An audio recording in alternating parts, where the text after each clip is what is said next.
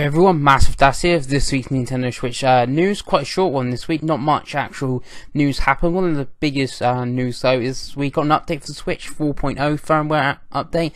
It's added support for wireless headphones. They need to be connected with USB-C, so you pick like an adapter in the bottom of your Switch or even on the side of your Switch dock, and then you can use wirelessly. Bit of a pain because obviously like iPhones don't have like headphone jacks now. It uses something called lightning bolt or something, some adapter. So some people have shown like screenshots where they have like 3 adapters plugged into the bottom of the Switch to get their wireless headphones to work. Again, this is not for like online multiplayer and stuff. You still need to use the app on the actual mobile phone, but if you wanted the, you're on traveling and stuff like that, you don't want to get tangled up with wires, this is a solution. So that was one of the things. Also, captioning is being added. A bit of a weird one, this one, very Nintendo way of doing it. It only works on 4 first-party titles at the moment. Super Mario Odyssey is likely to use it as well right out of the gate, and it's only on 30 seconds. You hold the capture button down, it records the last 30 seconds of gameplay, so you don't have to like prepare yourself to do something cool. If you did something cool, you can record it.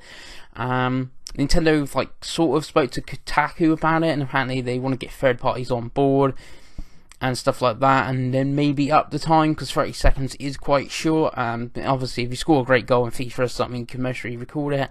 Hopefully they also add like YouTube streaming and Twitch streaming eventually, maybe when the paid content comes that gets added. And then file transfer was also a new thing. That means you can transfer your files and save files, but this is very Nintendo like. If you've had a 3DS for years, you know what this is like. Basically, if you buy another Switch, you can transfer your data from one Switch to another, but you lose the data on one, so you can't copy your data.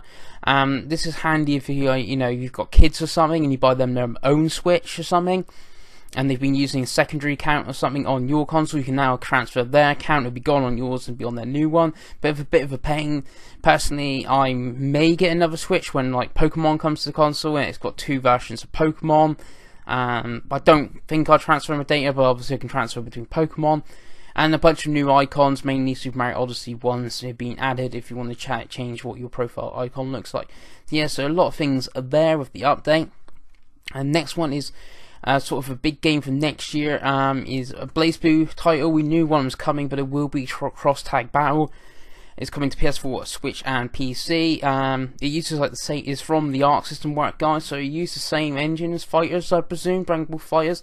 So I don't know why that's not coming, and this is. That is also coming to Xbox One, so maybe some weird deal that Xbox One gets Fighters and Switch gets BlazBlue. Cross tag, so it's 2-on-2 fighters like X-Men vs Street Fighter. It's going to have characters from BlazBlue. Persona 4 Arena, I'm really excited about that, be able to play with like Chihei and stuff. Under Night in Birth, I have no idea what that is. And a Ruby, that's the Red versus, not Red versus Blue, Rooster Teeth sort of anime thing. So characters from that's going to be in there, so that's really good.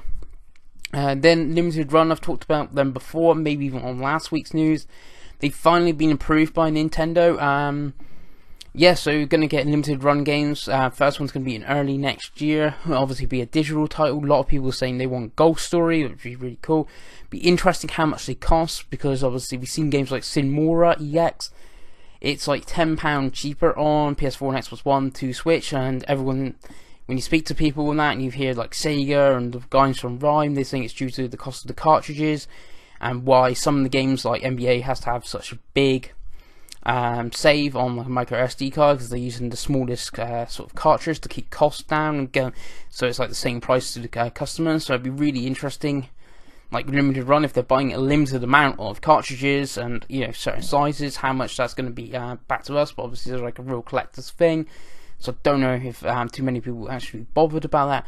And a bit of news on the 3DS. Pokemon Ultra Sun and Ultra Moon will be the last Pokemon RPGs on the system, so it's going out, possibly the system's going out with a bang. It is nearly 7 years old in March, and we know a Pokemon game is coming to Switch. They do say RPG, so possibly spin-offs or downloadable titles could still be coming to the 3DS, but if you want an RPG Pokemon, this will be the last one until the one comes to the Switch. And that is this week's news. There's a few other bits and pieces, but they'll make more sense when I do a news video next week, looking at what games are coming to retail to the Switch in November. And there's a lot of them. I believe there's about 18, and some real top titles as well, such as Doom and Skyrim. Anyway, I've been Master Das, and I'll see you again.